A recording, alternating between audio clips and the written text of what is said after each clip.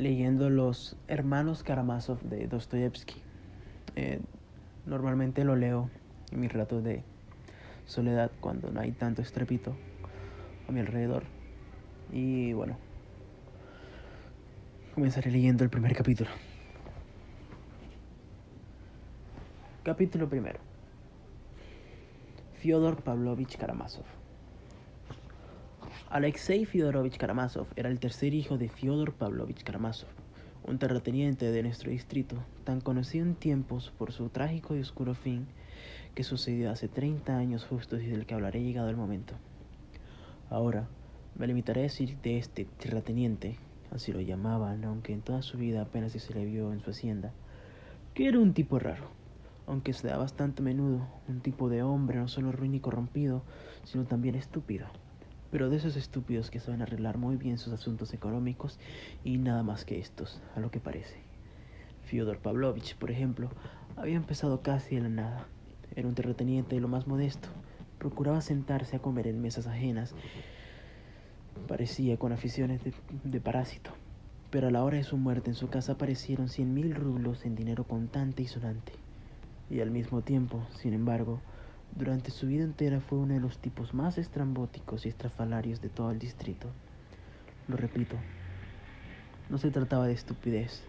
La mayoría de estos tipos estrambóticos son generalmente bastante listos y astutos. Se trata de extravagancia, y además de una extravagancia particular, nacional. Estuvo casado 2 veces y tuvo 3 hijos. El mayor, Dmitri Fyodorovich, de la primera mujer, y los otros 2, Iván y Alexei, de la segunda. La primera esposa de Fyodor Pavlovich procedía de una familia bastante rica y linajuda, los Miusov, también terratenientes de nuestro distrito.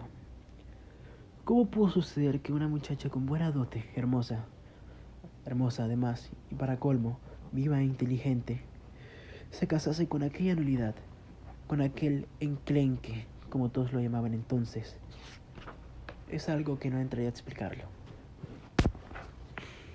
Porque yo conocí a una muchacha de la pasada generación romántica que después de algunos años de enigmático amor a cierto caballero, con el que, por lo demás, se podía haber casado tranquilamente, terminó imaginando invencibles obstáculos y una noche de tormenta acabó por arrojarse a un río bastante profundo y rápido desde una alta orilla, semejante a un acantilado, y murió víctima de su propio capricho únicamente para parecerse a la Ofelia de Shakespeare, hasta tal punto que si este acantilado, en el que ella se había fijado mucho antes y tanto le atraía, no hubiese sido tan pintoresco, si hubiera habido una prosaica orilla llana, acaso no hubiese llegado al suicidio. Este hecho es verídico y hay que pensar que en nuestra vida, en las 2 o 3 últimas generaciones, se habrán producido bastantes casos del mismo género. Algo parecido fue el caso de Adelaida Ivanovna Miusova. Fue, sin duda, eco de un soplo ajeno y también una idea fruto de la irritación. ¿Acaso quisiera dar nuestra muestra de independencia femenina, ir contra las condiciones sociales, contra el despotismo de su linaje y su familia? ¿Acaso su obsequiosa fantasía le persuadiera, supongamos, por un instante de que Fyodor Pavlovich, a pesar de su vocación de parásito, era uno de los hombres más atrevidos y burlones de aquella época, afortunadamente pasada, mientras que no pasaba de ser un bufón de malas intenciones? Lo picante del caso es que todo se consumó mediante un rapto, y esto seducía mucho a Adelaida Ivanovna. En lo que se refiere a Fyodor Pavlovich, hasta su origen social, hasta entonces, incluso muy preparado para semejantes aventuras, pues deseaba apasionadamente labrarse un porvenir, costase lo que costase. Emparentar con una buena familia y recibir la dote era algo muy atrayente. Por lo que afecta al mutuo amor, parece que no lo había en lo absoluto, ni por parte de la novia, ni por la de él, a pesar de la belleza de Adelaida Ivanovna.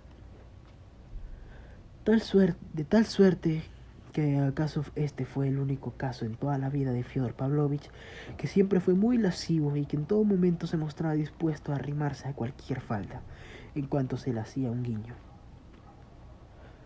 Fue la única mujer en la que se refiere a la pasión. No produjo en él impresión particular. Adelaida Ivanovna, inmediatamente después del rapto, se dio cuenta de que lo único que sentía hacia su marido era desprecio. De este modo, las consecuencias del casamiento aparecieron con extraordinaria rapidez. Aunque la familia aceptó el hecho bastante pronto y entregó a la fugada su dote, entre los cónyuges empezó la vida más desordenada, una eterna sucesión de querellas. Se contaba que la joven esposa se mostró incomparablemente más noble y de mayor alteza de miras que Fyodor Pavlovich, quien, según ahora se debe, le sacó inmediatamente de un golpe los 25,000 rublos que acababa de recibir, de tal manera que aquello fue como si te he visto, no me acuerdo. La pequeña aldea y la casa de la ciudad, bastante buena, que también le habían correspondido por la dote, durante largo tiempo él se esforzó en ponerlas a su nombre mediante escritura. Y a buen seguro lo habría conseguido, aunque solo fuese por el desprecio y aversión que ella le inspiraba en sus constantes y vergonzadas exacciones y súplicas, por simple cansancio espiritual, solo para que la dejase tranquila. Felizmente intervino la familia de Adelaida Ivanovna y puso coto al latrocinio. Se sabe de buena tinta que las riñas entre los cónyuges se sucedían bastante a menudo, mas, según se dice, quien pegaba no era Fyodor Pavlovich, sino Adelaida Ivanovna, dama impulsiva, arriscada, morena, de poca paciencia y dotada de notable fuerza física. Acabó por dejar la casa y abandonar a Fyodor Pavlovich en compañía de un maestro seminarista que no tenía dónde caerse muerto, quedando el marido con Mitya, que entonces era un niño de 3 años. Fyodor Pavlovich convirtió al instante la casa en un verdadero harén, en el que se sucedían las borracheras más desenfrenadas. En los entreactos recorría casi toda la provincia y se quejaba entre lágrimas a quien le salía el paso de Adelaida Ivanovna, que la había abandonado, añadiendo tales pormenores de su vida conyugal que resultaba hasta vergonzosos.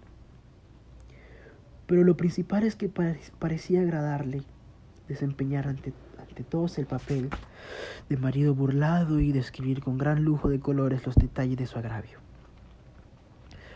Parece como si le hubieran dado un buen cargo, Fyodor Pavlovich, por lo contento que se encuentra a pesar de su desgracia, le decían los burlones. Muchos agregaban incluso que él estaba contento de demostrarse como bufón bajo un nuevo aspecto, y que a propósito, para producir más risa, hacía como si no se diese cuenta de lo cómico de su situación. ¿Quién sabe? ¿Acaso procedía ingenuamente? Por fin dio la pista de la fugitiva. La infeliz apareció en Petersburgo, a donde se había trasladado con su seminarista y donde se había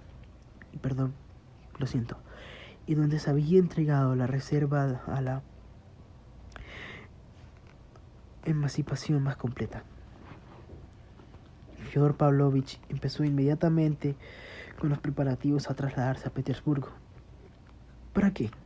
Claro que ni él mismo lo sabía. A decir verdad, acaso en un primer momento hubiera ido, pero una vez adoptada la tal decisión, se consideró en el derecho particular para curar ánimos antes de ponerse en camino y entregarse de nuevo a las más desenfrenadas borracheras. Y justamente en ese tiempo la familia de ella recibió noticias de que había muerto en Petersburgo. Había muerto de repente en una bujardilla, según uno de los tifus, y según otros de hambre. Cuando Fyodor Pavlovich supo de la muerte de su esposa, estaba borracho, perdido. Según dicen, salió a la calle y empezó a gritar levantando los brazos y con gran contento: «Ya estoy libre». Según otros, se rompió a llorar desconsoladamente como un niño pequeño, hasta tal punto que, añaden, causa pena verlo, a pesar de la repugnancia que despertaba.